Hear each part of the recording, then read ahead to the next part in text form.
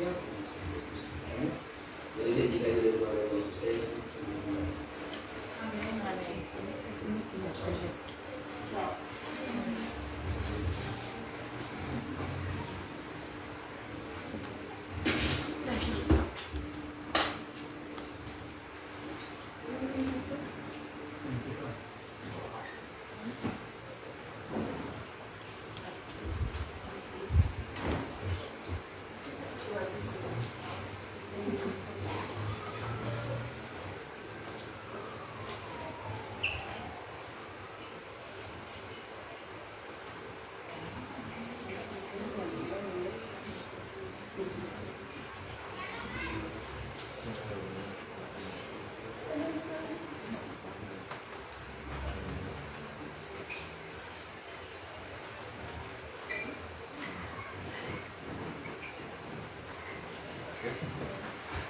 Buenos días a todos, Dios les bendiga, a mis hermanos que están en lugares de reunión, bendiciones a todos y a los hermanos que están allí conectados también con nosotros.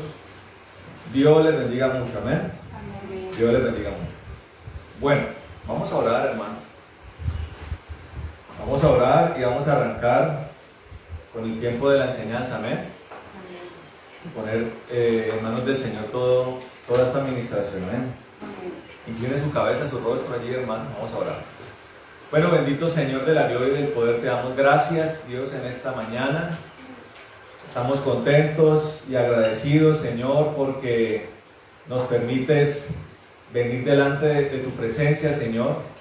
Buscar tu rostro, Señor maravilloso. Una oportunidad que nos da, Señor, para poder elevar acción de gracias, Señor, y rendir culto a ti, Señor, el único Dios digno de alabanza y de adoración, Señor. A ti te glorificamos, a ti te bendecimos y a ti te exaltamos en esta hora, Señor. En el nombre de Jesucristo, Señor, pedimos en el nombre de Jesús que el Espíritu Santo nos llene, nos toque, rebose en nosotros, nos colme en esta mañana, en el nombre de Jesucristo de Nazaret, y que, bendito Dios, de este lugar, de este tiempo, salgamos enriquecidos, fortalecidos, edificados y en un mejor estado que el anterior, Señor. En el nombre de Jesucristo, atamos todo espíritu de muerte espiritual, de religiosidad, espíritu de error, de confusión y de falsa doctrina, y lo echamos al abismo en el nombre de Jesucristo de Nazaret, para la gloria y honra de nuestro Dios. Amén y amén. Amén. Bueno, quiero que vayamos a la palabra del Señor, amén.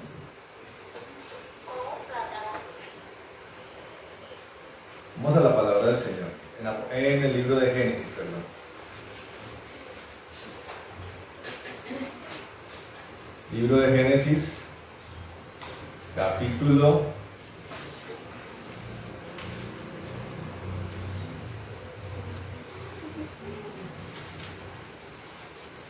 22, ¿amén? Capítulo 22 de Génesis. Amén. Hoy es culto de primicia, ¿cierto? Amén. ¿Culto de qué? Primicias. Primicias. Amén. Ya el pastor Antonio y un poco yo también hace 8 días explicamos, especialmente el pastor Antonio explicó con suficiencia. Con suficiencia, dígale que está al lado, con suficiencia. Cuando hablamos de suficiencia quiere decir, ¿hay algo más que preguntar? No. ¿Quedaron dudas? No, ¿cierto? No. No, ¿cierto? Debe estar ya grabado allí en los corazones, amén. Amén. Con suficiencia.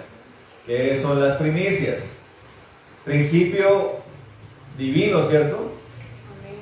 Cuando hablamos hace 8 días de principio divino, hablamos de que es algo que Dios desea que hagamos. Es algo que Dios deleita que hagamos, amén. Y si bien nos lo dejó para que nosotros decidamos si lo hacemos o no, ¿correcto? No deja de ser algo que Dios desea profundamente. Hermano, yo le quiero decir algo. El conocimiento de Dios es eso. Saber el carácter de Dios. ¿Cuándo es algo imperante para Dios? ¿Cuándo es algo deleitoso para Dios? ¿Qué es alabar a Dios? ¿Qué es adorarlo?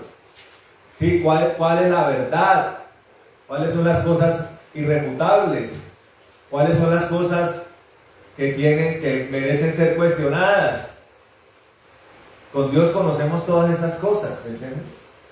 ¿Cuándo hay relativismo? ¿Cuándo no lo hay? Las cosas terrenales, sobre todo los gustos terrenales, son relativos. A mi hermana le gusta el vestido color amarillo, ¿cierto? Debe ser porque le gusta el color amarillo. Bueno, muy poco, dice, pero estoy poniendo un ejemplo, ¿me entiende? A la hermana le gustan las blusas con rayas, ¿cierto? ¿Sí le gusta o no? Se la obligaron a poner. ¿Cierto que sí? A mi hermana le gustan las blusas con manga ancha, que le quede ancha, ¿cierto? Tapando todo. Tapando todo, pero que son gustos, ¿me entiende? Y la palabra nos enseña que respecto a eso no hay que perder el tiempo, no hay debate. Pero ¿qué se la pasa a los hombres? Peleándose por las cosas insignificantes.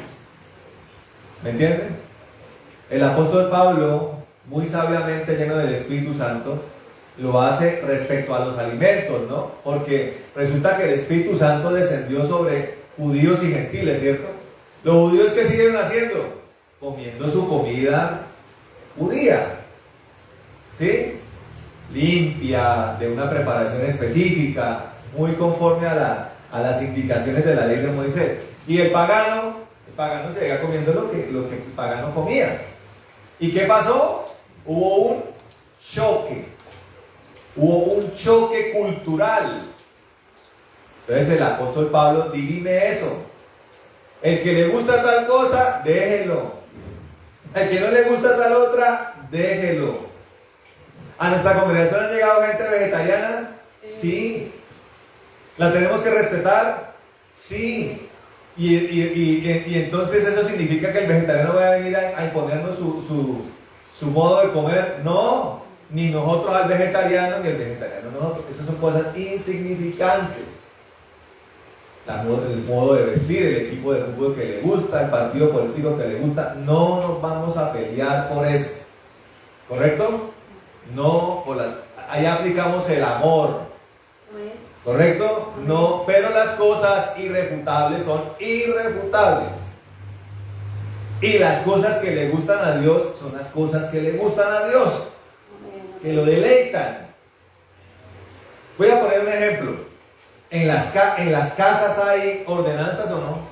Sí. Hay reglas, ¿cierto que sí? Claro. Una regla básica. Cada vez que un hijo se levanta, ¿qué tiene que hacer? Hay que tender la cama. Eso es una orden, ¿cierto? Ahora, habrá casas que seguramente no será una orden. Pero lo normal es que en una casa, el que se levanta, tiende su cama, ¿correcto? ¿Es una obligación? Sí. Ahora, hay cosas que y así hay muchas normas en las casas. Recoger el desorden, limpiar la casa, hacer las tareas, responder con el estudio, ¿sí? Contestar bien, ayudar en el hogar. Pero hay cosas que son deleitosas para el papá, ¿cierto? Deleitosas, ¿cierto que sí? Por ejemplo, que se levante un día un hijo a hacer el desayuno. Ay, qué rico. ¿Cierto? Deleitoso, ¿cierto? ¿Está como ordenanza? No necesariamente. No necesariamente, ¿cierto? Estamos hablando de las cosas de buena voluntad. ¿Son cosas que le gustan a los papás? Sí. ¿Son cosas que le gustan a Dios? Sí. Entonces, ¿por qué vamos a pelear contra ellos? Que porque no están establecidas literalmente en la Biblia. Como la gente que promueve ese tipo de cosas no conoce a Dios. Es como con el tema del diezmo. ¿El diezmo es algo voluntario para Dios? De pronto delante de los hombres, aquí nosotros, los pastores, obligamos a la gente a que diezme. No. Yo los ando llamando cada semana a ver si diezman o no. Les caigo a la casa con la urna y con el datáfono. No, ¿cierto? Ni el pastor Antonio lo hace, ni el pastor Carlos Andrés lo hace, ni el pastor Mauricio lo hace. Pero delante de Dios, ¿cómo es? Delante de Dios, ¿cómo es? Con Él la cosa es a otro precio. Ahora, una de las cosas, una de las ciencias, hermano, que ha acompañado a la humanidad desde que surgió la humanidad se llama la lógica. Yo tengo que reconocer que tengo mezclado una virtud y un defecto. Una virtud que yo tengo es, me gusta el sentido común y la lógica. Pero está acompañado del defecto de que tal vez con los demás, de pronto soy un poco impaciente con eso. No me gustan las preguntas obvias. No me gusta que me pregunten lo que ya se sabe. No me gusta eso. Por ejemplo, que un hijo me pregunte si el cielo es azul. ¿Para qué me pregunta eso? ¿Es azul o no? ¿Y el agua moja? ¿Sí es cierto? Entonces, ¿por qué preguntamos si el agua moja? Y eso nos pasa hasta a los adultos. Todavía hay personas que le preguntan a uno, pastor, ¿es pecado tomar? Después de años y años y años en la iglesia, ¿sí me entienden? No me gusta eso, pero el defecto está en, hay virtud porque nosotros tenemos que combatir eso, pero tiene que estar con paciencia, acompañado. De pronto soy un poco impaciente en eso, tengo que reconocerlo. Pero entonces la lógica siempre ha acompañado al hombre, ¿cierto? Y yo le hago una pregunta, ¿usted cree que la lógica tiene un origen humano o un origen celestial? ¿Celestial? Claro, celestial. Dios es el Dios de lo perfecto. Y la lógica se desprende de lo perfecto, porque si no, no se llamaría lógica. La lógica de los colores primarios dice que si usted combina amarillo con azul, ¿qué le da, Sara? Rojo, dicen por ahí. Amarillo con azul, ¿qué da? Verde. No, el rojo es en sí mismo un color primario. O sea, no necesita ser combinado con nada para que se origine. Verde, ¿cierto? Y el azul con el rojo, ¿qué da? Morado, púrpura. Perfecto, muy bien. Esa es la lógica de los colores primarios. La lógica matemática, ¿de dónde parte? De que 1 más 1 es 2. ¿Cierto que sí? Entonces nos ha acompañado la lógica. La Biblia también tiene su lógica. ¿Para qué? Y estoy hablando respecto al diezmo, ¿no? Estoy tratándolo respecto al diezmo. Los nuevos paladines y adalides de la hermenéutica y de la moralidad dicen que no hay que diezmar, porque eso hace parte del antiguo pacto. Oiga, entonces, ¿por qué Abraham y Jacob, muy lejos de un pacto como el de que se hizo con Moisés, por qué diezmaron entonces? Yo le pregunto, para que la Biblia tiene que invitarnos a meditar, a ser meditada, a que lo pensemos. ¿De qué pacto es el diezmo que le dio Abraham al Señor? Porque fue al Señor al que se lo dio, Melquisedec es Cristo. ¿Y de qué pacto es el diezmo que dio Jacob? Escuche esto. Jacob dio un diezmo mejor que el de Abraham. ¿Usted sabía? ¿Sí o no? Sí. Porque Abraham dio el diezmo de un botín. Cuando venció los 4 reyes para liberar a Lot, su sobrino, de ese botín de guerra, Abraham sacó el diezmo y se lo dio a Melquisedec, rey de Salem, dice. Sí, que dice el hebreo, lo explica mejor, que no tiene genealogía, ni principio, ni fin. ¿Quién es ese? Cristo. Amén. Y Jacob, su nieto, porque de Isaac no dice nada la Biblia, no lo sabemos, no lo dice la Biblia. Jacob, su nieto, saliendo de su tierra y teniendo una revelación de una escalera, ¿se acuerdan? Un sueño, cayó en sueño, durmiendo sobre una piedra, una escalera que conectaba la tierra con el cielo, ¿cierto? Y dice que sobre esa escalera ascendían y descendían ángeles, ministradores y guerreros. Y cuando despierta, Jacob, superior a Esaú, su hermano, poseedor de una bendición y de una promesa, hombre inteligente espiritualmente que llevaba aceite en su mano, unge la piedra de Betel, ¿cierto? Y a partir de allí, ¿qué decidió hacer Jacob con Dios? Darle el diezmo, no del botín, de todo, dice la palabra de Dios. Cuando leemos Juan capítulo 1, versículo 51, dice, el Señor explica que esa escalera es Él, para que ustedes lo repasen. Y verán al Hijo del Hombre, dice, y sobre Él ascender y descender los ángeles del cielo. ¿Qué vio Jacob? A Cristo. Y cuando se le reveló Cristo, su actitud natural, inspirada por Dios, fue darle el diezmo a Cristo. Después ya vino el pacto con Moisés, donde ya Dios plasmó en piedra y en papel la ley, donde dice que hay que darle a Dios el diezmo. Bajo el pacto de Moisés, dice la palabra de Dios, que ese diezmo se le da a un sacerdocio levítico. Es verdad que ya sacerdocio levítico no hay.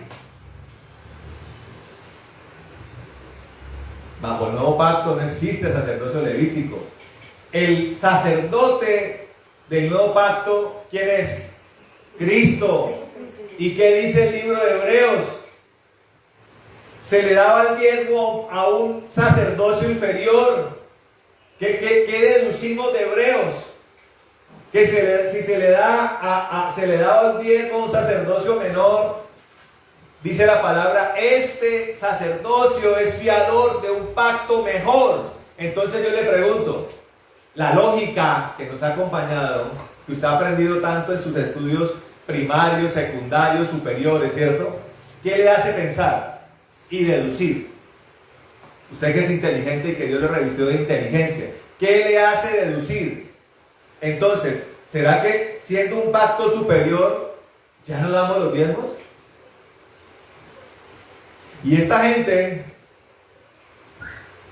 desprende eso de pasajes completamente descontextualizados, como el de la ofrenda para los santos, que están en Hechos de los Apóstoles, aplicando una interpretación lineal y literal de la palabra peligrosísima.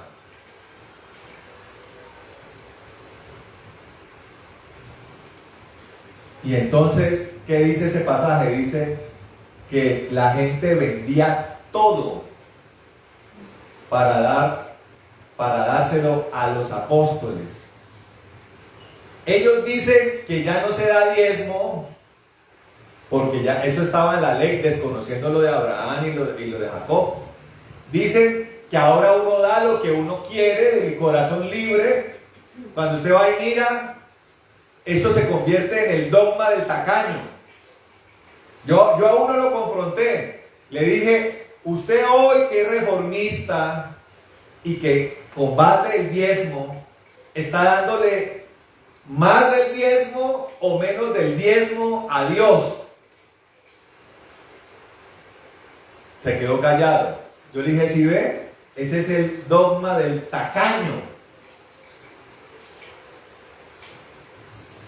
Y aprovechan estas cosas, el avariento aprovecha estas cosas, y como dice la palabra que tiene comezón de oír, yo le digo, hermano, ¿la persona generosa se podría afiliar a este tipo de doctrinas? Yo le hago una pregunta. ¿Qué es esto? La persona michicata, tacaña, le fascina esa doctrina. ¿Usted sabía? Hermanos, nosotros tenemos un fiador de un mejor pacto. Y arranqué con esto, no lo pensaba, pero para yo ratificar que yo, por ejemplo, doy más del diezmo. Y hay gente que lo entiende así, y por eso la palabra nos da un principio de generosidad. Por eso el diezmo dice: hónrame con tus bienes, con diezmos y ofrendas. O sea, el Señor le da la ofrenda, no es algo imperativo. El diezmo sí, pero el Señor la permite para que aquel que es generoso y que entienda que Cristo es creador de un mejor pacto, tenga la posibilidad de dar más que el diezmo. Amén. Si lo quiere hacer. Y además de eso, Dios nos da la posibilidad de consagrar lo que Dios nos ha dado, de bendecirlo, de deleitar al Señor. ¿Está mal esto? Yo le hago una pregunta. ¿Ustedes que son papás, no les gusta que sus hijos los consientan? ¿A ti te gusta que Eduardo te invite a almorzar, que te compre una camisa? ¿Cierto que es lindo? Y está muy bien eso. Está muy bien, ¿cierto? Y allá que cuando va Carolina a la tienda le gusta, ay no, tan cansona ella. No, ¿cierto que no? Y sus hijas cuando se portan como unas princesas con usted, hermana. Delicioso. Ramirito, y cuando tus hijitas, es delicioso, y cuando sus hijitos se portan la consienten, ¿es lindo o no? Pues la primicia es eso, hermano. Una opción para consentir a Dios. ¿Y sabe dónde Dios replica eso? En sus siervos. Basado en un principio, hermano. Y es: el que me recibe a mis siervos, aquellos que han sido, no los que se han autoproclamado, ni autollamado, porque la palabra dice que cómo predicarán si no fueren llamados, ¿cierto? Dios es el que llama. A aquellos que Dios ha llamado, dice el principio bíblico, otro principio bíblico, que aquel que recibe a esos, ¿a quién está recibiendo? A Cristo. Es algo que Dios puso allí para que, bendiciéndolo a Él, porque al último es algo que lo que uno bendice a Él, bendigamos a nuestros pastores, amén. Que tanto se esfuerzan, hermano. No lo digo por mí, lo digo por los pastores en general, los que trabajan para la obra de Dios, hermano, arduamente. No lo digo por el pastor vago, porque los hay, hermano. Hay pastores que van solo los domingos allá a la iglesia a predicar, no tan chévere. Y el resto de la semana, ¿qué? ¿A quién visitan? ¿Por quién oran? ¿Qué hospital visitan? ¿A qué leprocomio van? ¿A qué cárcel? Yo conozco gente que es solo de domingo. Se ponen la corbata, se peinan de lado, solo el domingo. ¿Eso qué, hermano? Sus oraciones con Dios son de media horita diaria. ¿Eso es servir a Dios? No, hermano, perdónenme. ¿Servir a Dios es meterse en una biblioteca toda la semana? ¿Y volverse un cabezón? ¿Eso es servir a Dios? Eso es servir a su propio deleite y su propio espíritu de Grecia, ¿no? Mire, yo todo lo que quiero aprender, lo aprendo de la mano de Dios y lo aplico para la gloria de Dios. Si aquí yo he hablado cosas paralelas a la palabra, en materia científica, la gloria sea para Dios, hermano, que fue el que nos dio la capacidad de aprender, hermano. La gloria sea para Él, que nos da la oportunidad de conocer las cosas, hermano. Así sea poquito. La gloria es para Él, hermano. ¿Me está entendiendo? Ese es Dios, haciendo un resumen de cómo uno conoce a Dios. Amén. Pero vamos a mirar aquí la palabra, hermano. Vamos a ahondar un poquito más en estas cosas, lo que más podamos, o poder esbozar algo que Dios quiera hablarnos hoy, amén. El título antes de leer aquí el pasaje bíblico, el título de hoy lo vamos a llamar: Daré al Señor lo mejor. Díganle que está al lado: daré al Señor lo mejor. Amén. El rey David decía: no le daré nada al Señor que no me cueste. Escuchen esto. Cada quien tiene sus posibilidades, ¿cierto? Cada quien camina en sus capacidades financieras, ¿cierto? Es decir, Ahora, ¿cuánto dinero tenía el rey David? Siendo reino, porque siendo David el que peleaba con osos y tigres y leones y el que combatió con Goliat, además de los portas con comida que llevaba para los hermanos, no tenían nada más. Pero cuando fue rey, ¿cuánto tenía David? Y cuando se trataba de la obra de Dios, ¿escatimaba? No, señor. No, señor. Ahora, por ejemplo, si vamos a invitar a la mamá a comer, que se note, ¿cierto? Que se note, conforme a nuestras capacidades, ¿no? Algunos podrán llevar a la mamá, no sé, a un restaurante de 3 estrellas Michelin, otros no podrán, pero en la medida, o sea, que se note el amor, que se note que ese día, caramba, nos esforzamos, ¿cierto? Que la mamá queda contenta. Así quiere Dios que seamos con Él. Amén. Que se note, que se note. Bueno, dice la palabra acá en Génesis 22. Dice el título, Dios prueba la fe de Abraham. Amén. Dice, aconteció después de estas cosas que Dios probó a Abraham diciéndole, Abraham, él respondió, heme aquí, y le dijo, toma a tu hijo, a tu único, a Isaac, a quien amas. Dígale que está al lado, a quien amas, dígale, pégale un codacito con cariño, a quien amas. Ve a la tierra de Moriah y ofrécelo allí en holocausto sobre uno de los montes que yo te diré. Abraham se levantó muy de mañana, aparejó su asno, tomó consigo a 2 de sus siervos jóvenes y a Isaac su hijo, partió leña para el holocausto y levantándose fue al lugar que Dios le dijo. Al tercer día Abraham alzó sus ojos y divisó el lugar de lejos. Entonces Abraham dijo a sus siervos, esperad aquí con el asno. Yo y el muchacho iremos hasta allá, adoraremos y volveremos a vosotros. Abraham tomó la leña del holocausto y la puso sobre Isaac su hijo. Él tomó en la mano el fuego y el cuchillo y se fueron los dos juntos. Entonces Isaac dijo a Abraham su padre, Padre mío. Y él respondió, heme aquí, hijo mío. Le dijo, he aquí el fuego y la leña, pero ¿dónde está el cordero para el holocausto?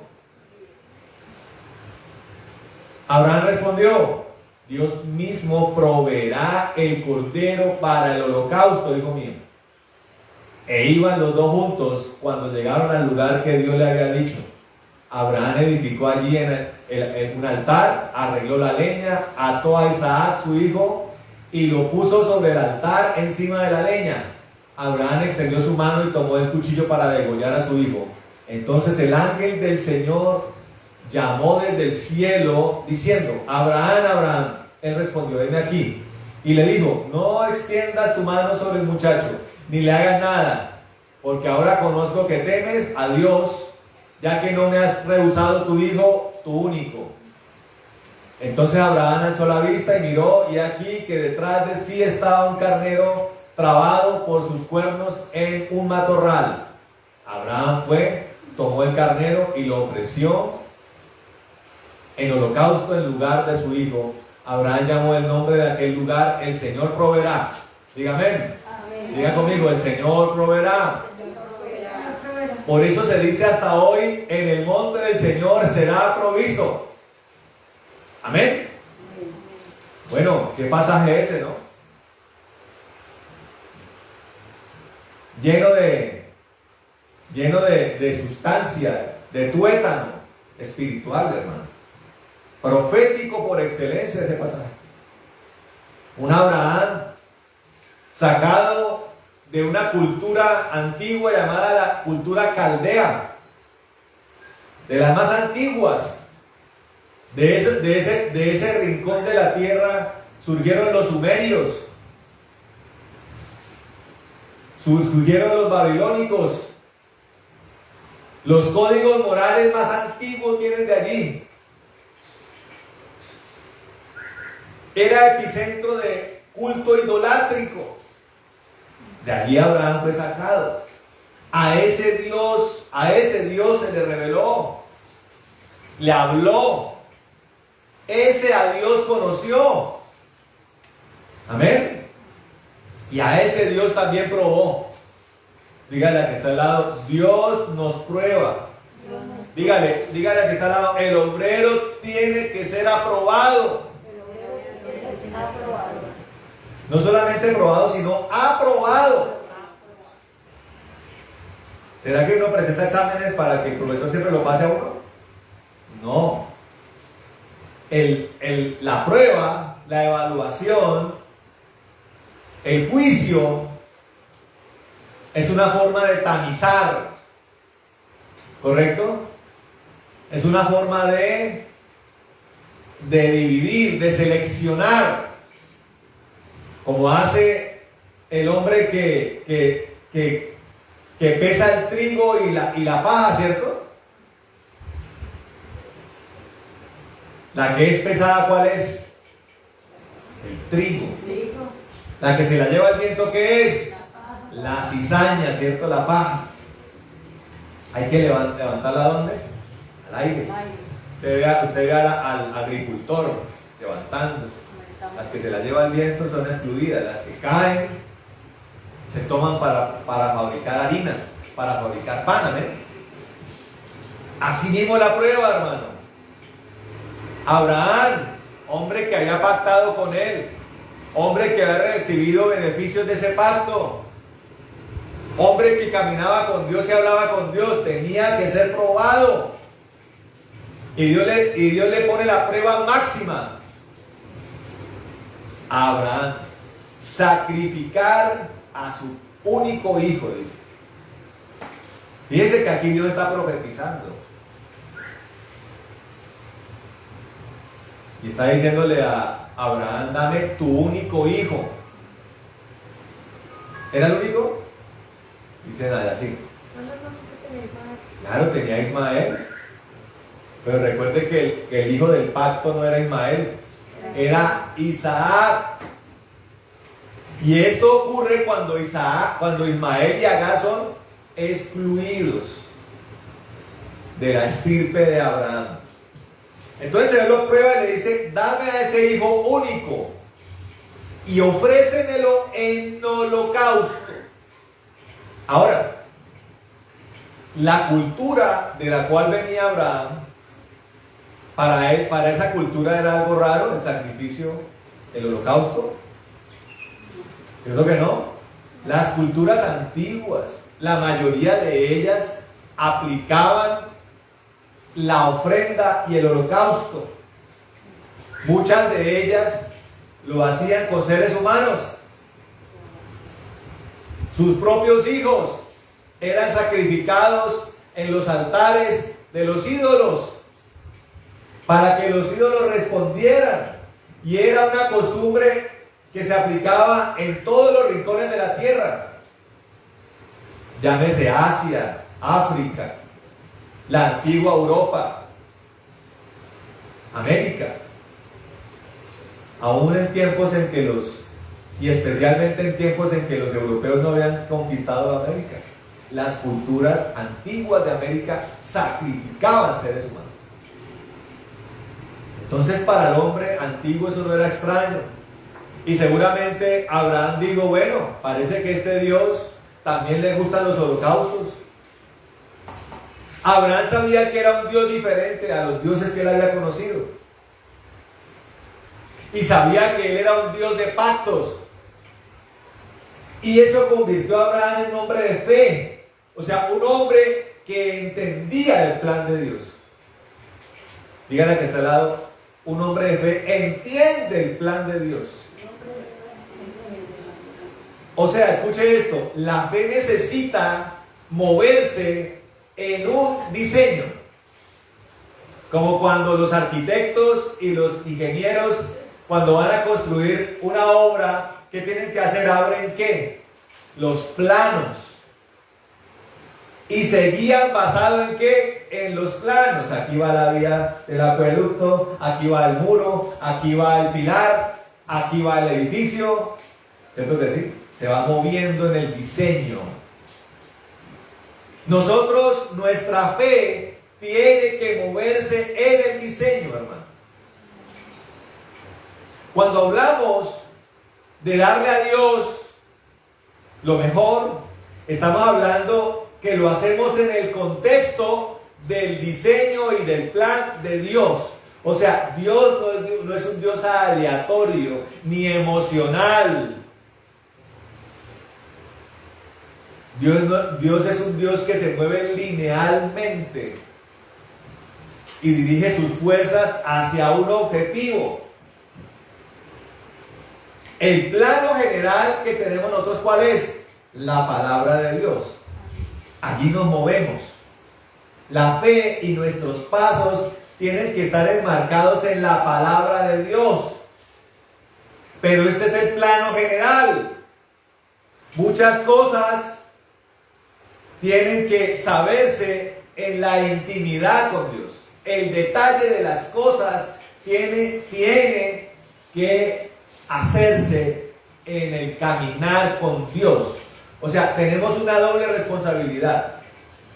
Y eso hace parte de darle lo mejor a Dios.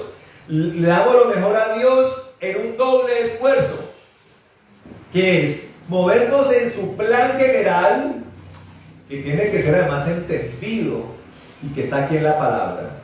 Pero también tenemos que movernos en el caminar con Dios, en la intimidad con Dios, donde nos hacemos uno con Dios y donde Dios nos da el detalle para cada uno de nosotros, amén. Esta puerta sí, esta puerta no, este paso sí, este paso no.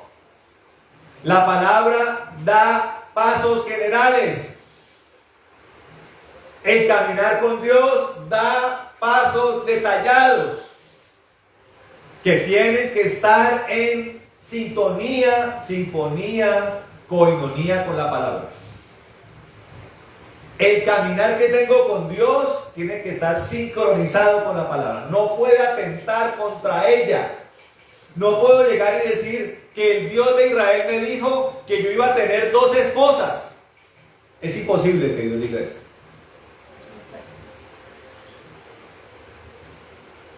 Amén. El detalle con Dios es el producto de mi relación con el Dios que inspiró esta palabra. Y ese Dios no se contradice, amén. Entonces eso requiere de un esfuerzo, hermano. Requiere de nuestro enfoque. Amén. Requiere de nuestra concentración. La palabra de Dios dice, puesto los ojos ¿en quién? En Jesús. Esa es nuestra concentración. No podemos alejar nuestros ojos, ni nuestra sensibilidad, ni nuestro espíritu, ni nuestra fuerza de Él. Abraham conocía a este Dios. Tal vez Abraham dijo, bueno, a este Dios también le gustan los holocaustos, pero yo conozco a este Dios. Porque hay partes, películas, narrativas paralelas a la palabra que describen a un Abraham afligido, atribulado, dudoso, protestón, como medio anárquico con Dios, pidiéndole explicaciones a Dios, cogiéndose el rostro y diciendo, oh Dios, ¿por qué me vas a hacer sacrificar a mi hijo? ¿Por qué esa crueldad? Yo le digo una cosa, la gente que muestra a Abraham de esa forma lo está desfigurando. Abraham conocía a Dios, su fe se movía en un plano perfecto. Y él, y la palabra lo respalda después en el libro de Hebreos, él sabía que aún si sacrificaba a Isaac, Dios iba a resucitarlo. Así en ese nivel conocía Abraham a Dios. Ahora, Dios lleno de misericordia, hermano. quiere voltearle la torta a Abraham y desmoronar cualquier vestigio cultural que hubiera en él. Vamos a mirarlo. No, ya lo miramos. Ahora, ese conocimiento que tenía Abraham de Dios se lo transmite a Isaac. Isaac ya sabía que el Dios de Israel ya no era un Dios, ese no era un Dios que ordenaba sacrificios humanos. Porque cuando iban caminando, ¿qué dijo Isaac? Padre mío, hay leña, hay fuego. ¿Dónde está el ser humano que vamos a sacrificar? Él dijo, ¿dónde está el corderito? Ya Dios empezó un proceso de desarrollo de lo provisional. Estaba mostrando vestigios de lo que después iba a ser plasmado en la ley de Moisés. En la ley de Moisés, los sacrificios eran de animales, ¿cierto? No de humanos. Y yo alguna vez hablé que fue un ejercicio ponderatorio de Dios. En el mundo espiritual, la relación con lo espiritual siempre tiene de por medio sacrificio. Ahora, ¿quiénes merecían ser degollados en un altar? Los hombres, los pecadores, ¿cierto? Pero Dios prefirió los animales. Ahora, como Él es un Dios perfecto, uno podía llevar cualquier animal al altar. El cojo, el enfermo, ¿no? Tenía que ser el buen cordero, el buen cabrito, el buen buey, la buena palomilla. Tenía que ser perfecto el animal.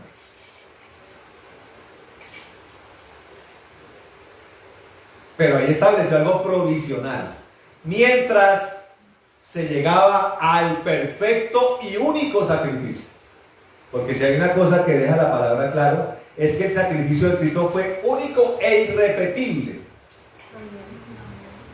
Por eso la sangre de Cristo no debe ser pisoteada. Ni el sacrificio del Señor puede ser burlado. Porque fue perfecto y único. Ahora, Isaac ya conocía esto de Dios. ¿Dónde está el cordero? Decir. Ahora, entonces había un doble entendimiento también en Abraham, porque Abraham no era un hombre mentiroso. Le dijo, hijo mío, ya el Señor se ha provisto de sacrificio. Ya Él ha preparado un cordero. Es como si Abraham conociera toda la escena, la supiera ya, y los efectos de la escena también. Un hombre de Dios es alguien que intima tanto con Dios, que Dios en su deleite muestra su plan con detalle. Dígale que está al lado, con detalle. Pero ese es el efecto de alguien que le da lo mejor a Dios. Entonces, dar lo mejor a Dios no es simplemente un agradar a Dios, sino que ese agrado a Dios desata un otro deleite de Dios, que es intimar, contar, revelarle a los suyos su plan. Le abrió la perspectiva espiritual a Abraham. Abraham sabía que si Isaac moría, Dios, el Dios de Israel, se lo iba a resucitar. Pero también en el panorama, Abraham dijo, pero hay un cordero que ya Dios ha provisto. En este escenario que vamos a presenciar, pero también en el futuro, hay un cordero que ya Dios preparó. Y la palabra nos dice que Él lo hizo desde antes de la fundación del mundo. Dios es tan perfecto que sabiendo que el hombre le iba a fallar, no porque Dios lo hubiera creado para fallar, porque ese es un error que algunos dogmáticos afirman y los ateos afirman, Dios no puso al hombre para que fallara, Pero Dios es tan perfecto que en su omnisciencia sabía que el hombre iba a tropezar y que iba a llegar al culmen de la perversión. Entonces, desde antes de la fundación del mundo, preparó entonces el sacrificio perfecto. O sea, desde antes de la fundación del mundo, Dios dio el ejemplo. Dígale a que está al lado, Dios es un Dios de ejemplos. Él es el primero que lo que pide, ya Él lo ha hecho. Esto que le está pidiendo a Abraham, ya el Señor lo había preparado Él mismo. ¿Se está entendiendo? Él nos pide lo mejor de nuestras vidas porque Él ya dio lo mejor de Él y está dispuesto a darnos lo mejor de Él. ¿Quién dice amén? En todas las áreas.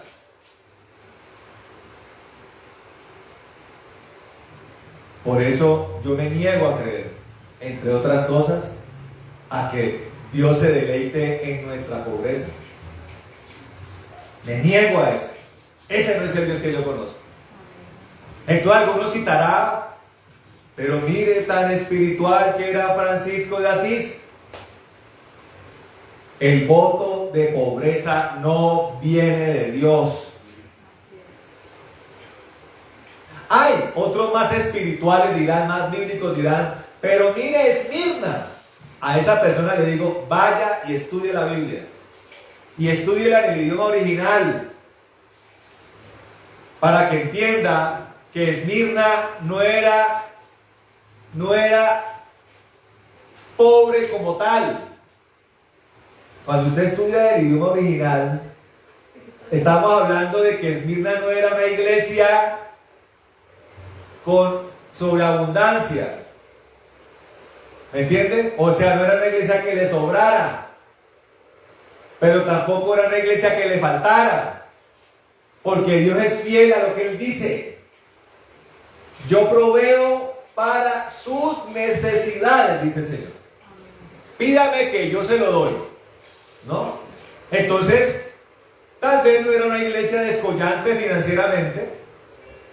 De hecho, mi amado Jesús no es una iglesia descollante financieramente. El pastor Antonio dio un dato financiero el viernes, ¿cierto? Que tenemos como ¿cuánto? Como 9, 10 millones. Y eso nunca se había visto. Algunos de la prosperidad dirían, uy, pero qué iglesia tan pobre, Ana. Qué vergüenza, Ana. Falta fe. Algunos dirán eso, hermano. Pero podemos decir categóricamente que a mi amado Jesús nunca, y a sus siervos nunca nos ha faltado nada. Y le doy un aplauso al Señor. Amén. Ahora, escúcheme esto. La prosperidad es algo que viene paulatinamente y que tiene como prerequisito que prosperemos en nuestra alma primero. Le hago una pregunta. ¿Abraham era un hombre próspero? ¿Pero qué tuvo que prosperar primero? Su alma. Su relación con Dios tuvo que prosperar. Todas sus propiedades, ¿dónde quedaron? Yo le hago una pregunta. ¿Jacob fue un hombre próspero? ¿Y con cuánto salió de la casa de su papá? Nada. Yo le pregunto. Y entonces, dice la Biblia, y entonces Jacob, con sus 4,000 camellos, 5,000 asnos, 6,000 mulas, 7,000 bueyes, salió de la casa de Isaac, huyendo de Esaú. ¿Sí? ¿Con qué salió Jacob? Con una botellita de aceite y con la ropa que tenía puesta. Corra, hermano, que ya viene el otro y viene bien bravo porque no casó nada. Corra, hermano. ¿Cómo se ponía Esaú cuando no casaba nada? Era tan troglodita que fue capaz de renunciar por hambre, renunció a la primogenitura. ¿Y en qué se convirtió Jacob? En hombre próspero. José. Y entonces José, dejado en el pozo con 4 bolsas de oro por los hermanos, ¿sí? Esclavo. De esclavo. le tocó andar en los peores escenarios, hermano. ¿Qué tan rico puede ser uno en una cárcel? ¿Y le tocó cómo? Usted lee de corrido la historia de José y dice, se enriqueció rápidamente. No. Hubo mucho trato, hermano. Muchos años de por medio. Yo le digo una cosa. Tenemos 10 millones en la cuenta, pero yo conozco a mi Dios. Yo sé quién es Él. ¿Y esos 10 millones de hoy para qué son? ¿Para qué usted qué cree que son? ¿Para que el pastor Mauricio y pastor Antonio coman langosta allí en ¿cómo se llama? ¿Majagua? No, hermano, son para la obra de Dios, hermano. Y el día que Dios, si esa es su voluntad, nos dé 10 millones, le aseguro aquí sentado que será para su y exclusivamente para su obra. Amén. ¿Quién dice amén? Amén. Así es, hermano. Ese es el Dios que Abraham conoció. Ese es el Dios que yo conozco. Como también me resisto a creer que Dios, el Dios Rafa, ¿no se llama así? ¿Es uno de sus nombres? Sí. De repente dijo, entonces, para este tiempo, después de que descendió el Espíritu Santo en la casa de Cornelio, nunca más habrá dones avivados. ¿Sí? Oiga, ¿quiénes son los que creen en ese Dios que se deleita en la enfermedad? ¡Qué basura! ¿Qué Dios basura es el que conoce a esta gente, hermano? Y todo lo maquillan. Le echan ahí un cosmético. Y soy moderado. Y soy un carismático moderado. Ay, no, gracias. Soy un carismático moderado porque de pronto en medio de 1 millón de enfermos, Dios soberano sanará uno. ¿Sí?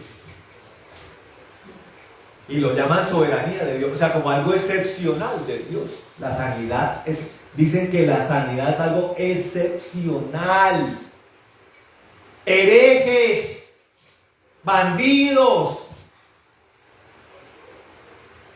arrepiéntanse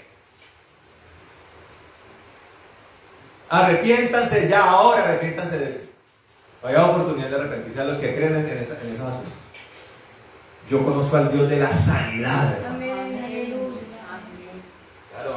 Oré por mi esposa, Dios le quitó una infección de su cuerpo, hermano, hace 2 días. Y hace 8 días oré por gente, yo sentí poder salir de mí, hermano. Entonces, ¿no es el Dios de las sanidades? Ni de los milagros. Y por la testarudez se atreven incluso a decir, vaya uno a saber que Belcebú fue el que hizo eso. Como los fariseos malvados estos, a los cuales el Señor les dijo, ustedes son tan malvados que donde yo voy ustedes no van a ir. Al ladrón de al lado le dijo, hoy estarás conmigo en el paraíso, dijo el Señor.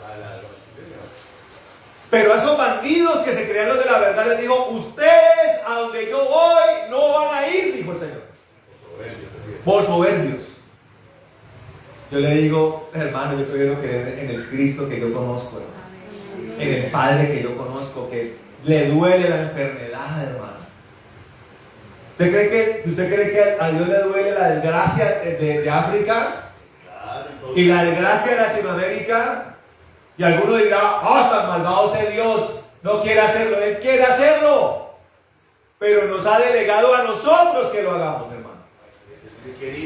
Y recibiréis poder, dice el Señor, y mis señales lo seguirán. Yo no sé los académicos, los testarudos, los soberbios, a quién quieren creer, pero yo creo en ese Dios de ese poder, hermano. Y sí, un día la ciencia se acabará, pero cuando Él venga se acabará. Cuando venga Cristo y reine Él, y cuando venga la eternidad, ¿ya para qué? Si ya no hay enfermedades, si ya no hay hambre, si ya no hay pecado, porque ya fue destruido, hermano. Claro, ¿para qué dones? Si lo tendremos a Él plenamente, ahí sí se cumplirá lo que la palabra dice. No después de que cayó el Espíritu Santo en la casa de Cornelio, hermano. ¿A quién se le ocurrió eso? Y están peleando por esa bobada, hermano.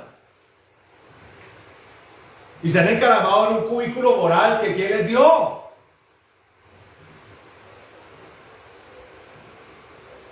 Nosotros no somos así, hermano. Porque esto no es para nosotros, hermano. ¿Cuántos milagros has visto, Hernandito, caminar con Cristo? Se pierde uno la cuenta, hermano. Uno pierde la cuenta en uno. Ahora imagínense lo que Dios ha hecho con toda una comunidad de cristiana, hermano. Yo estuve 5 años en Oraves, hermano. No podría yo calcular cuánta cosa había en Oraves, hermano.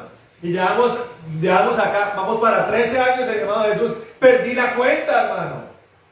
Entonces, ¿quién hizo eso? El Dios de la sanidad. El Dios de la sanidad, el de los milagros, el de los prodigios, el de la prosperidad. Porque la prosperidad viene de Él, no de los hombres, viene de Él.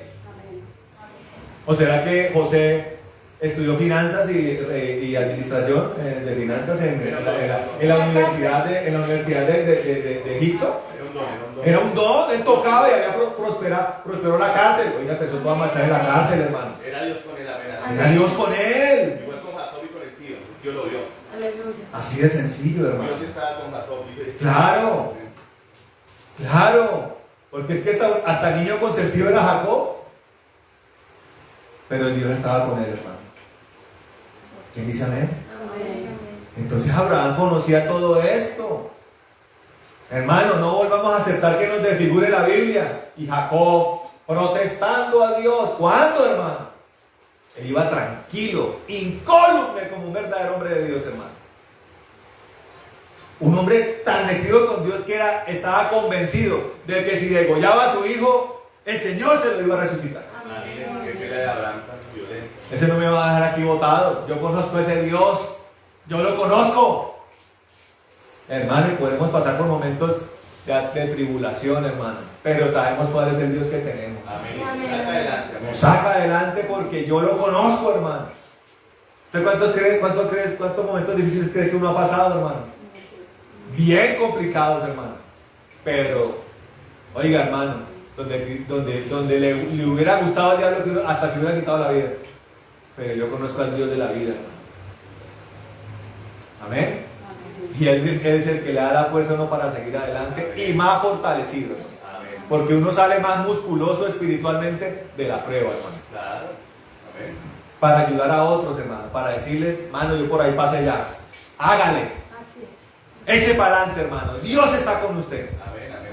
No desfallezca. ¿Quién dice amén? Amén. Amén. Y esas son las marcas de Cristo en uno, hermano. Dios ha permitido lo del pastor Antonio para que él ayude a otros, hermanos. ¿Cuántos ha ayudado, pastor, en todo este proceso? Y por eso le llegan a uno un pocotón de casos parecidos. Uno caminó por los bosques de la ansiedad y casi de la locura, hermano, para que ahora que Ayude a esas personas. para uno poder ayudar. ¿Usted cree que eso es un problema de este tiempo?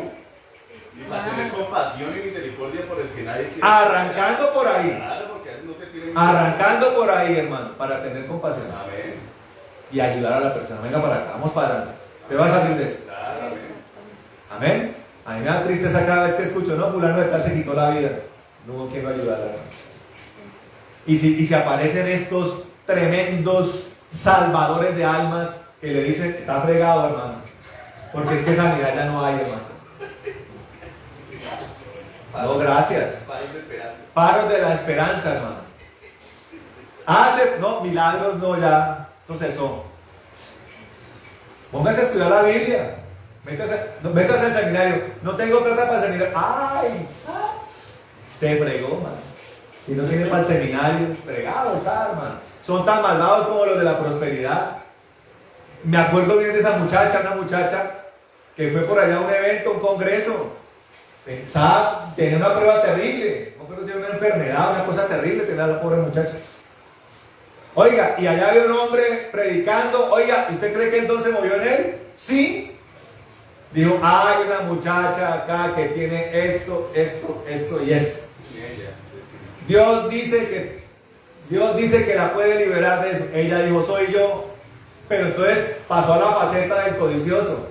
Se salió del don y de la presencia de Dios salió el codicioso. Pero Dios me dice que tienes que venir y sembrar 1 millón de pesos. 1 millón. Y que yo le pregunto cuántas personas salen con 1 millón de pesos en el bolsillo. En esa edad.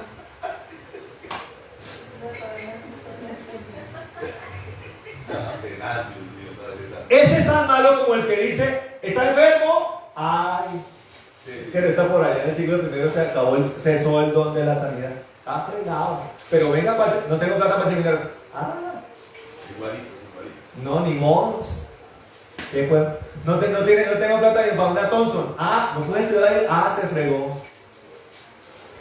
Oiga, qué basura es esa, hermano. Entonces, hermano, ¿cuál es el Dios que anda con nosotros, hermano? El Dios de Abraham. Y así se presenta él, ¿no? Yo soy el Dios de Abraham, de Isaac y de Jacob. Amén. Ese es nuestro Dios. Ese es nuestro Dios, hermano. Siempre con poder, siempre con amor, siempre probándonos, porque ahí tenemos que ser probados, hermano, para ver cómo está nuestro corazón. Amén, para ir curando. Y mire cómo fluye todo, hermano. Mire cómo fluye lo de Abraham, mire cómo fluye lo de Isaac, un hombre ya entendido, Isaac un hombre entendido. El hombre mira la leña, dice, vamos bien. ¿Hay para el fuego? Bien. Oiga, papá, ahí. ¿Dónde está el cordero? Tranquilo, mijito, que ya el Señor, y allá estaba enredado. Carnero, un macho alfa, cordero alfa estaba allá. ¿Usted que nuestro cordero que fue sacrificado es el cordero de corderos, hermano? Allá estaba enredado en espinos, profetizando los tiempos de pasión y de sacrificio del Señor, ¿amén? De pasión y muerte, hermano.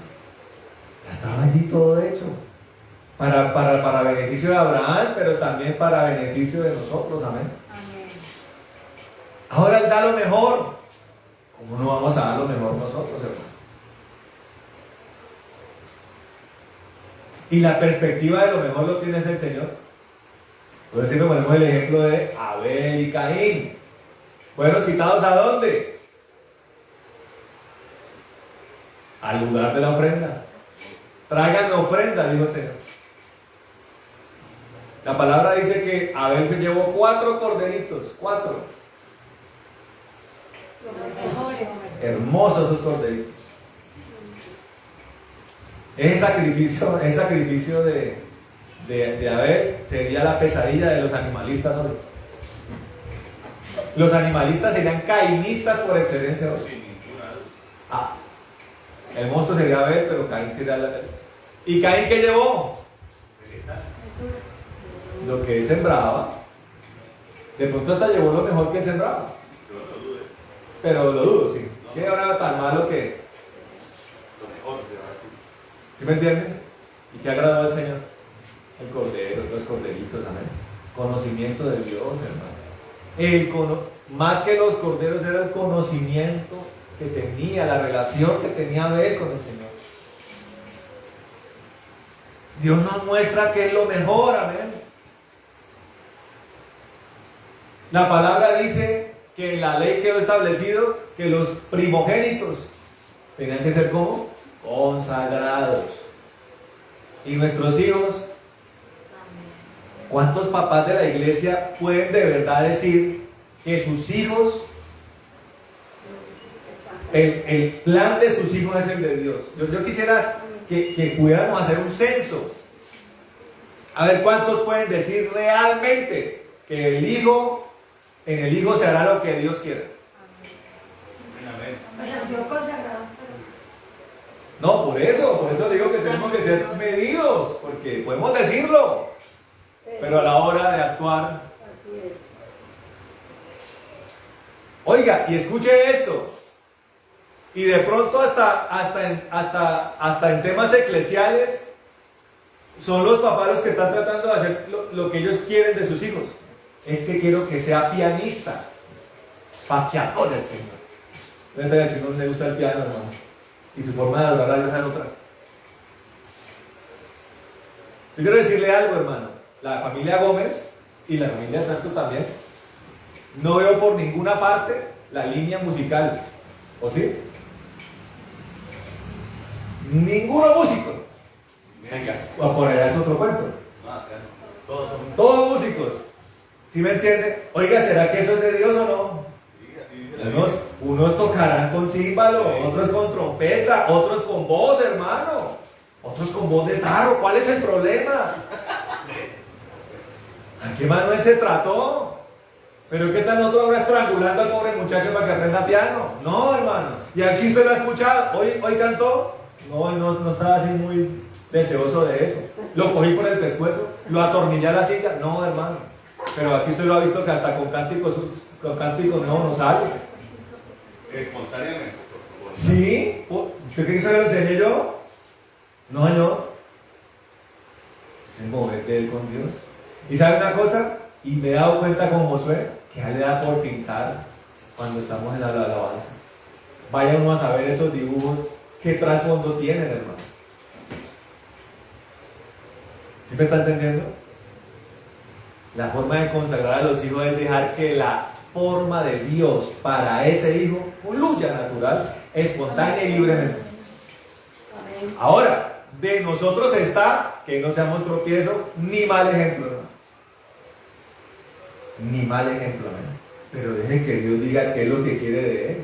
Yo ayer estaba meditando, Señor, cuántas carreras hay en las academias que sirven para la obra del Señor. Ingeniería, arquitectura, urbanismo, derecho, hermano, administración de empresas, hermano, porque hay gente que ha satanizado las carreras. Y si el hijo no es misionero raso o salmista, no vale la pena. Diciendo de eso, hermano. Vaya, mire usted las grandes misiones en el mundo, si no tienen de todo, hermano. Carpinteros, ornamentadores, ingenieros, arquitectos, gente que cocina, que sabe cocinar. Y no para 3 ni para 4, gente que tiene que cocinar para 200, para 300, hermano. De todo hay, pero todo puede ser encauzado para el Señor, amén. Pero tenemos que nuestro esfuerzo, hermano, por eso hablaba del esfuerzo doble, y lo que tiene que ver con nosotros en términos específicos y el marco general, hermano, de tener siempre nuestra mente y nuestro corazón inclinado a Él, hermano. No seamos tropiezo para eso, y hagámoslo y seamos ejemplo en eso. Y sumerjámonos en la presencia de ese Dios del que estamos hablando, amén. Y démosle en ese marco lo mejor, hermano. Qué lindo es poderle dar al Señor los mejores años, hermano. Hay gente que dice, todavía no. Y tienen 80 años. Oiga, yo le pregunto, ¿las fuerzas a los 80 años son las mismas? No. Mire, yo conozco gente, amiga mía, hermano mío en Cristo, que hoy quieren hacer cosas que hace 15 años no, y ya no les da la fuerza para eso. La espalda, que es que ahora soy hipertenso, que la rodilla me suena. Mano, si usted la rodilla le suena y le trajea, olvídese de poder encaramarse un páramo, hermano. ¿Cómo? Y uno dice, ¿por qué no hice lo que? Mire, yo aprendí, hermano. Recién comencé, le empecé a dar lo mejor al Señor. Sí, desde el inicio. Desde el inicio, hermano. Y hoy me siento físicamente muy bien y es para Él, hermano. Es para Él. Aprendí la importancia del descanso.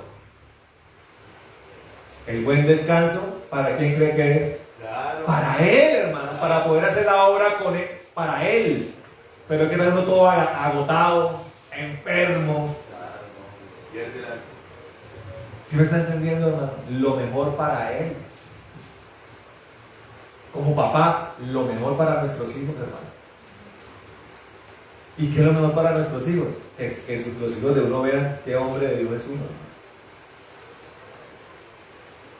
Empiecen a entender a través del ejemplo dónde está lo bueno y dónde está lo malo.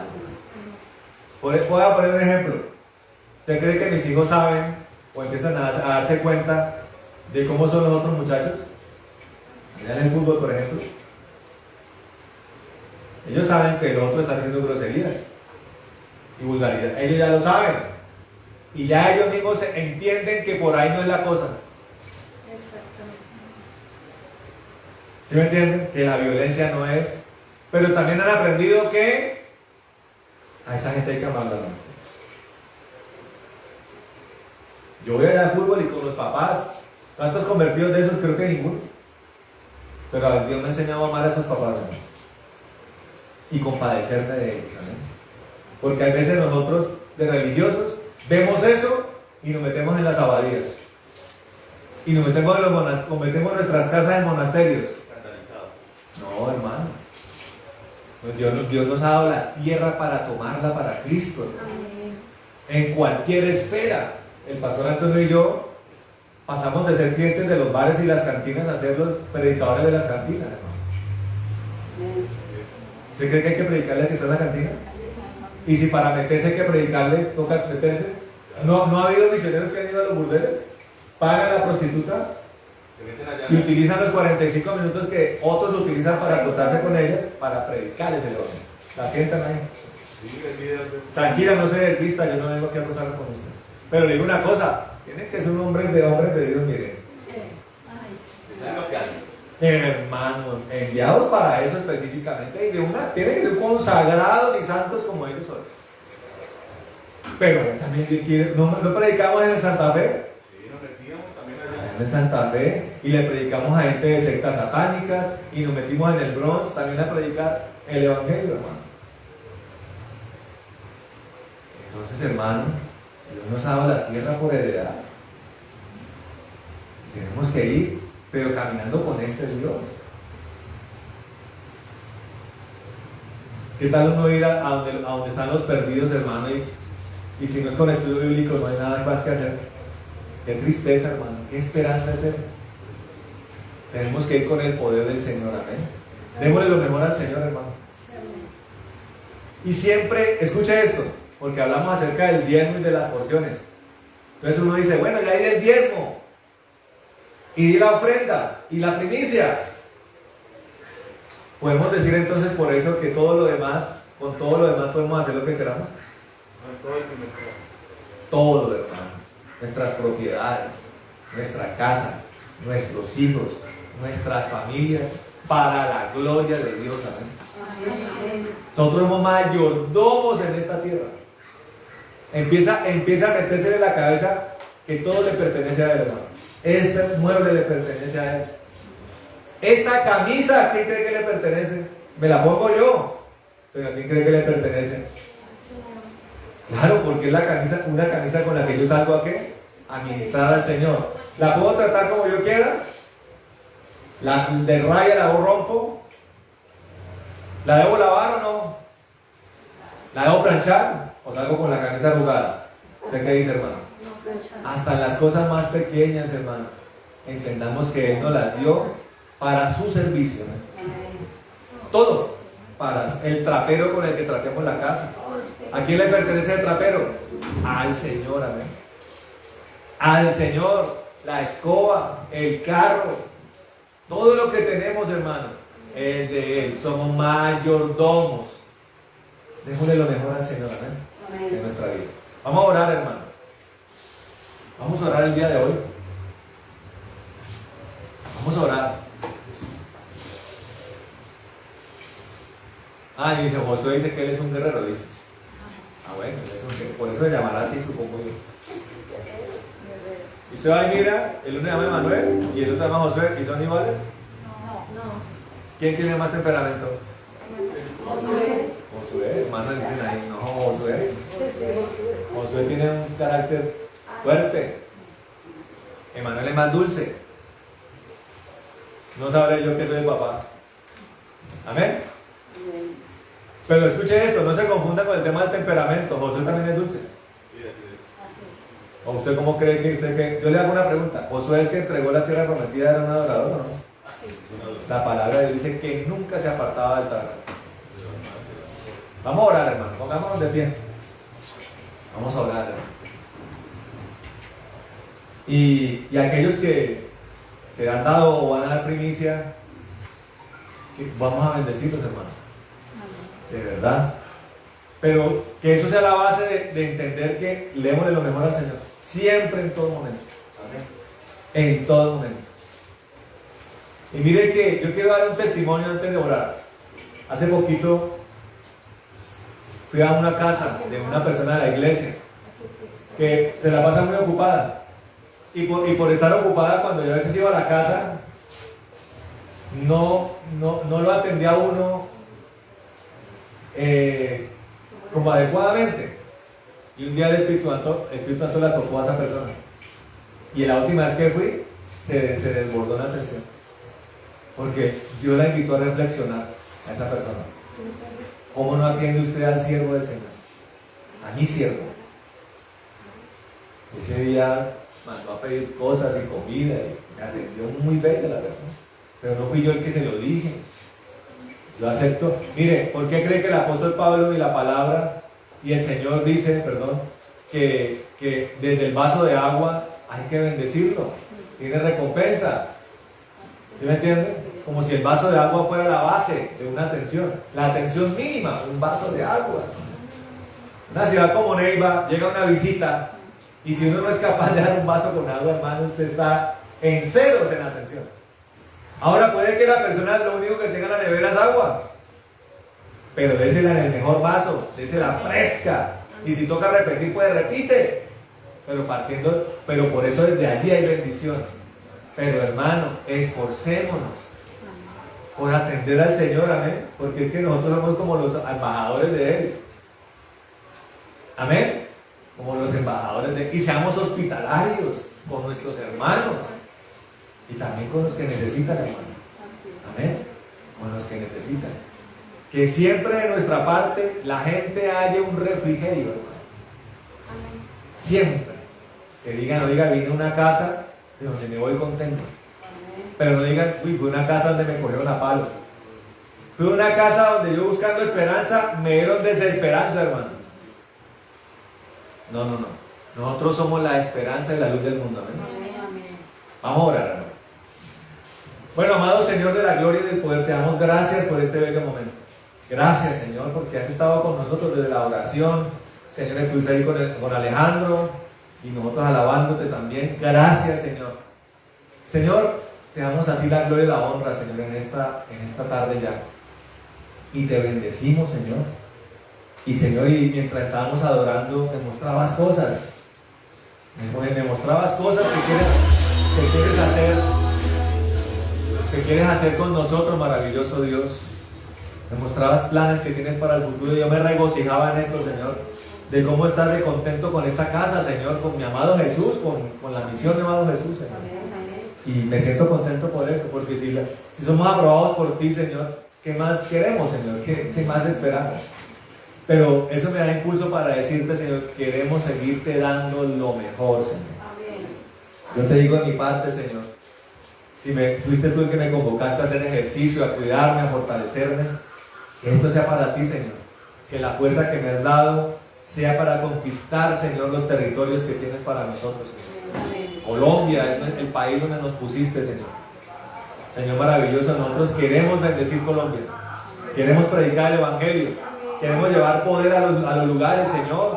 No vamos a llevar solamente un mensaje, no. Tu palabra dice que el reino de los cielos es poder. No son palabras, sino que son poder. Es poder, Señor. Queremos llevar el poder tuyo a los lugares de Colombia, Señor. Colombia es grande, 50 millones de habitantes. No sabemos cuántos realmente son convertidos.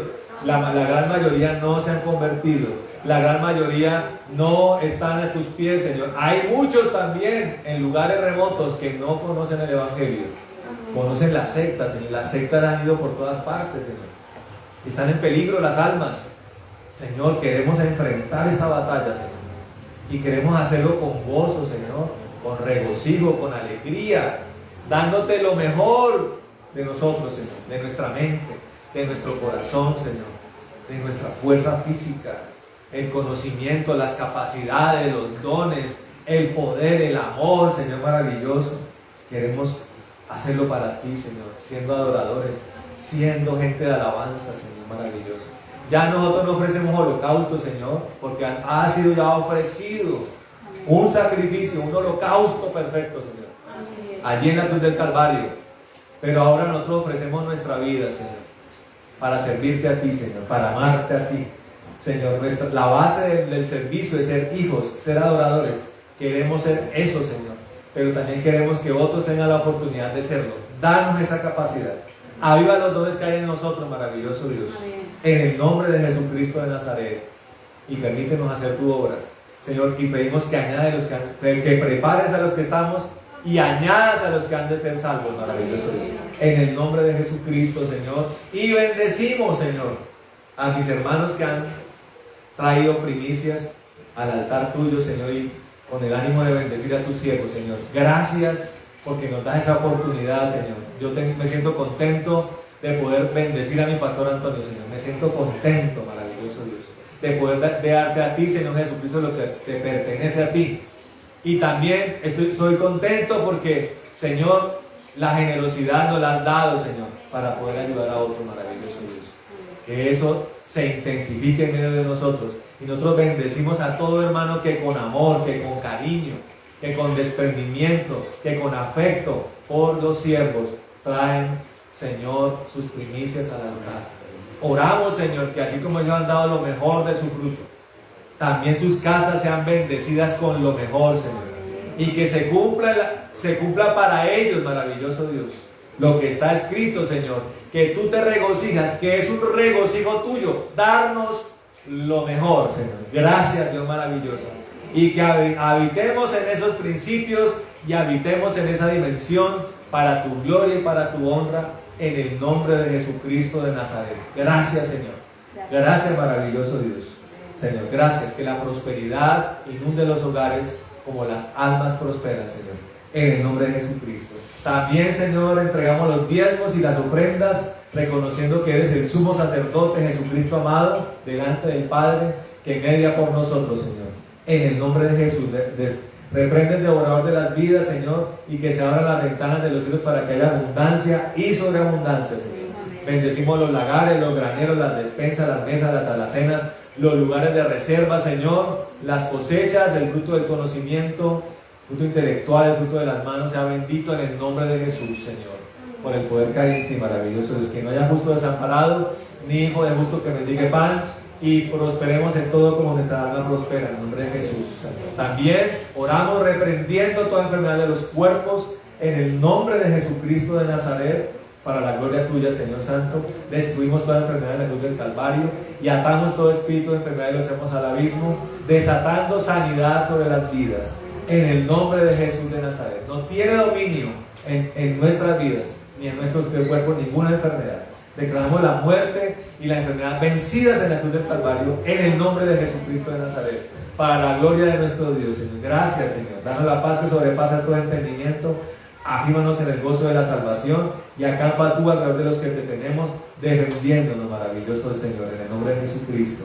Danos llenura de tu espíritu, espíritu de temor, de consejo, de poder, de inteligencia, de sabiduría, de conocimiento, maravilloso Señor, en el nombre de Jesucristo de Nazaret, para la gloria tuya, Señor. Oramos, Señor, atando toda retaliación y venganza, toda furia de las tinieblas, y la echamos al abismo en el nombre de Jesús de Nazaret, para la gloria de nuestro Dios, Señor, en el nombre de Jesucristo. Señor, que tú nos bendigas y nos guardes, haga resplandecer tu rostro sobre nosotros, ten de nosotros misericordia, haz ese rostro sobre nosotros, Señor, y nos des tu paz, en el nombre de Jesucristo. Que tú nos bendigas, que estancia en nuestro territorio, que tu mano esté con nosotros y que nos libre de todo mal para que no nos dañe. En el nombre de Jesús. Amén y amén. Bueno, mis hermanos amados, Dios les bendiga a todos. Un abrazo grande. El miércoles nos vemos a la hora de la oración. Dios bendiga a todos los lugares. Amén y amén. Ay, sí, ¿cuándo? Venga para acá. Vamos a orar por Marinita, ¿verdad? Que la felicitamos y todo. Vamos a orar por los cumpleaños de esta semana. Amén. Aquí tenemos una de ellas. Bueno, Padre precioso y bendito, en el nombre de Jesucristo de Nazaret, oramos por nuestra hermana Marina y por todos aquellos que cumplieron años en estos días. Los bendecimos en el nombre de Jesucristo de Nazaret. Bendecimos sus manos, bendecimos sus vidas, sus cuerpos, su entrada, su salida, sus hogares, su descendencia, Señor, sus despensas, sus lugares de reserva, Señor, sus provisiones. Señor, en el nombre de Jesucristo sea el mejor año, lleno de tu presencia, de tu revelación y de una profundidad contigo en tu poder y tu amor, en el nombre de Jesús, para la gloria tuya. Amén y amén. Feliz cumpleaños, hermano. A todos los que están cumpliendo años, bendiciones. ¿Dónde ponemos eso? Ahí.